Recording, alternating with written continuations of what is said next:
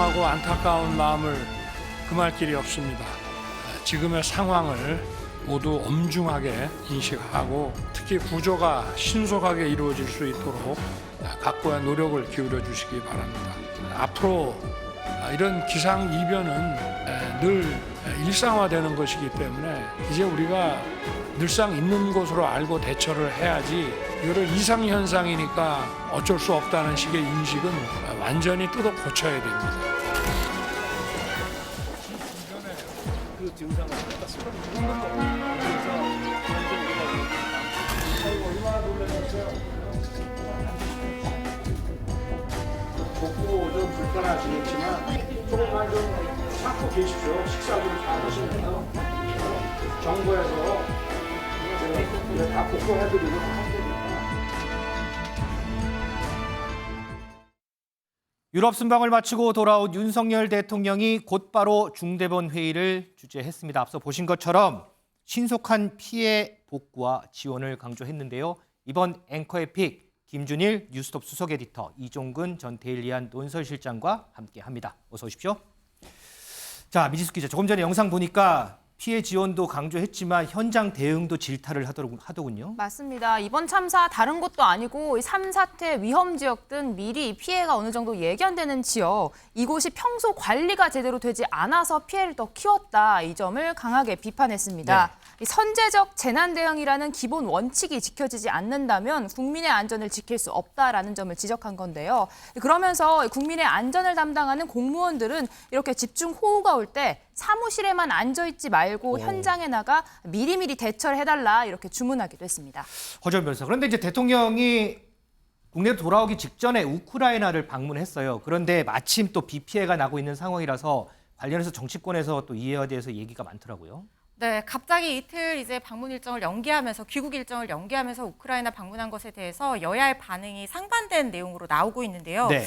일단 민주당 쪽에서는 국민의 생명과 신체보다 중요한 것이 어디 있느냐. 그 상황에서 굳이 조기국을 해도 모자랐을 상황에 굳이 이틀 연기를 해야 했느냐. 우크라이나를 방문하는 것이 옳았느냐 이런 지적이 나오고 있고요. 국민의힘 측에서는 지금 신냉전 시대의 각 진영의 유대가 진짜 냉전 시대만큼 강화되고 있는 상황에서 국익을 위해서 옳은 선택이었다, 필요한 선택이었다 이런 반응들이 나오고 있습니다. 네네. 권칠승 민주당 수석대변인 논평을 내고요. 지난 5월 G7 정상회의에 참석했었던 멜로니 이탈리아 총리 사례를 들었습니다. 그때 당시 이탈리아 홍수 피해가 심각해지자 멜로니 총리가 예정보다 하루 일찍 조기 귀국을 했었는데요.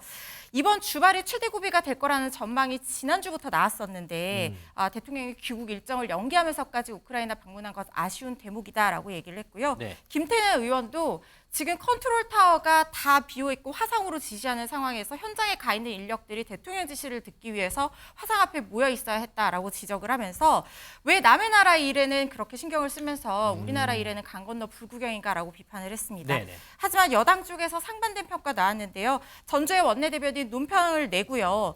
우크라이나 재건 사업 참여가 경제적 기회이자 이 한강의 기적을 이룬 대한민국의 국제적인 위상을 높이는 그런 일이 될 수 있다라고 하면서 의미를 부여했고요. 또 우리나라도 지금 휴전국이지 않습니까? 네네. 그런 상황에서 전쟁을 잊어서는 안 된다라는 어떤 메시지를 줄 수 있었고 국민들에게도 경각심을 일깨워줬다라고 평가를 했고요. 네. 황교안 수석 부대변인도 이 경제적 효과가 재건사업 경제적 가치가 2,000조 원 이상으로 높아졌다는 얘기가 있기 때문에 모두 윈윈이 될 것이다라고 분석했습니다. 자, 관련한 정치권 목소리 직접 좀 들어보시겠습니다.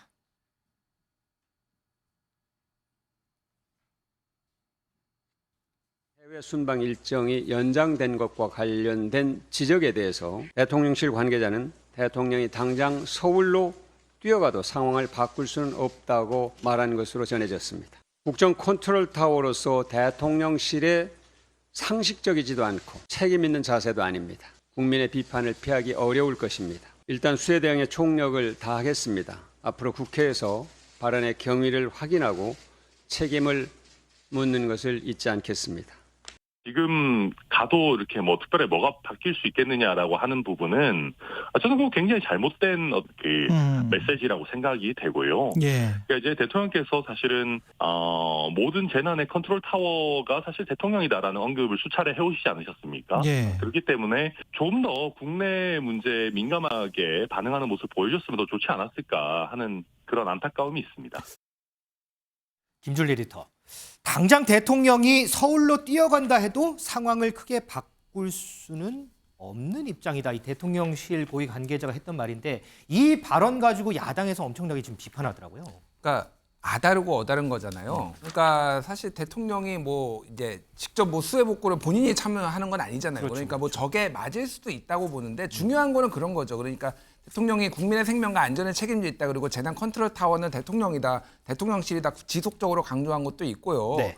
그러니까 대통령은 어쨌든 이 정부의 자원 인력이라든지 이런 것들을 이제 분배해주고 그리고 무엇보다도 국민들을 안심시키는 거 이런 내 재난의 중심에는 내가 있다 대통령이 있다라는 것들을 해주는데 굉장히 중요한 역할이거든요. 그러니까 저런 얘기를 왜 하나요? 그러니까 이를테면 그리고 뭐 예를 들면은 화상으로 일단 지시를 다 해놓은 상태다. 그래서 총리를 중심으로 잘 대응할 수 있을 것이다 정도로 하면은 괜찮은데 굳이 저런 얘기를 함으로써 분란을 일으키는 정무적 감각이 굉장히 떨어지는 저 대통령실 고위 관계자가 문제고 저는 판단했었어야 된다고 봅니다. 왜냐하면 이게 회의도 아니고 네. 회의 본인이 연장한 거잖아요. 그 위에 말한 거 보면은 방문 기회가 없어 보인다라는 건데 네. 없을지 있을지는 모르는 거잖아요. 그러니까 이번 때 꼭 내가 방문을 해서 얼굴 도장을 눈 도장을 찍어야 되겠다 이렇게 들려요. 저는. 그러니까 이게 그렇게 중요한 것이냐라고 봤을 때는 이제 책임을 져야 되는 거죠. 그러니까 본인이 정무적으로 대통령께서 잘못 판단을 해서 이렇게 비난이 왔을 때 이게 정말로 이제 가볍게 지나갈 수 있는 것이냐 이제 국민들이 좀 많이 생각을 할 것 같습니다.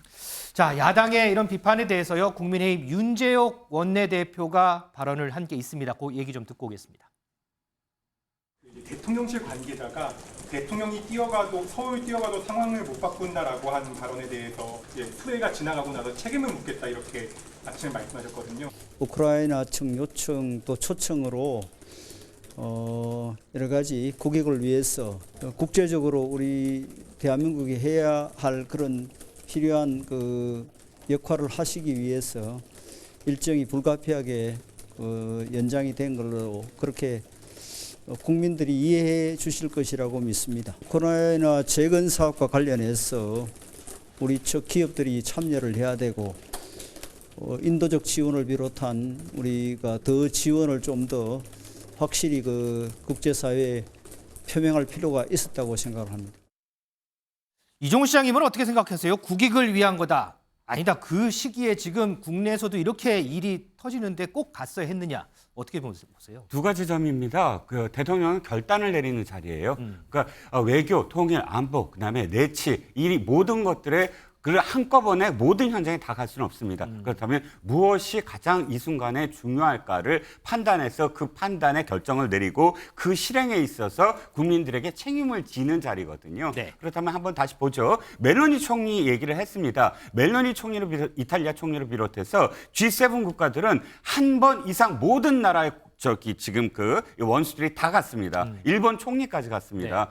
멜로니 총리가 이번에 뭐 한 달 먼저 돌아왔다고 하지만 멜로니 총리는 이미 2월 달에 우크라이나를 방문했습니다. 그리고 젤렌스키를 만났습니다. 뭐 기차를 타고 극비리에 갔다 왔고요. 그다음에 이번에는 뭐 하루 일정을 빨리 당겨서 돌아왔고요. 그러면 영국 총리를 보면 보리스 존슨 총리부터 그 다음 후임 총리까지 5번이나 지금 우크라이나를 방문했습니다. 유럽이 가까우니까요. 네. 우리가 만약에 유럽 같이 가까이 있다면은 그래.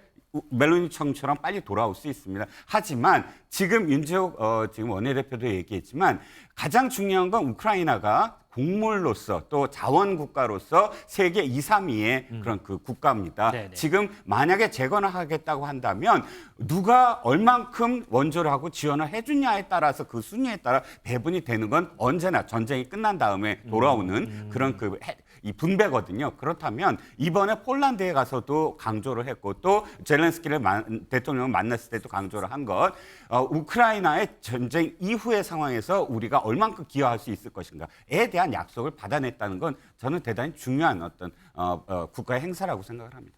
역시 뭐 여러 가지 평가들이 좀 나오는 것 같습니다. 이진숙 기자, 오늘 귀국해서 바로 중대본 회의만 한 게 아니고 아까 영상 보니까 수해 현장도 방문을 했군요. 맞습니다. 윤 대통령 오전 중대본 회의가 끝난 직후에 헬기 헬기를 타고 수해 현장을 직접 찾았습니다. 이 경북 예천으로 향했는데요. 네. 녹색 민방위복을 입은 윤 대통령 오전 11시에 현장에 도착을 해서 저렇게 피해 상황과 원인 등을 점검하면서 직접 상황을 질문하기도 했습니다. 이어서 윤 대통령 이날 이재민 임시 거주시설로 쓰이는 노인 복지회관도 방문을 했는데요. 지금 저 모습이죠? 맞습니다. 여기에는 이 80대, 90대 굉장히 고령의 할머니들 20명이 나란히 앉아 있었는데 윤 대통령을 보고 다가가 손을 잡으며 저렇게 울먹이는 모습도 영상에 잡혔습니다. 여기에 윤 대통령 아까 영상에서 보신 것처럼 정부에서 다 복구해드릴 테니까 너무 걱정하지 마시라 이렇게 위로의 말을 전하기도 했습니다. 자, 이 대통령뿐 아니라요, 여야 정치권도요, 이 수해 지역을 직접 방문해서 피해 복구 지원을 위한 역할에 나서고 있습니다.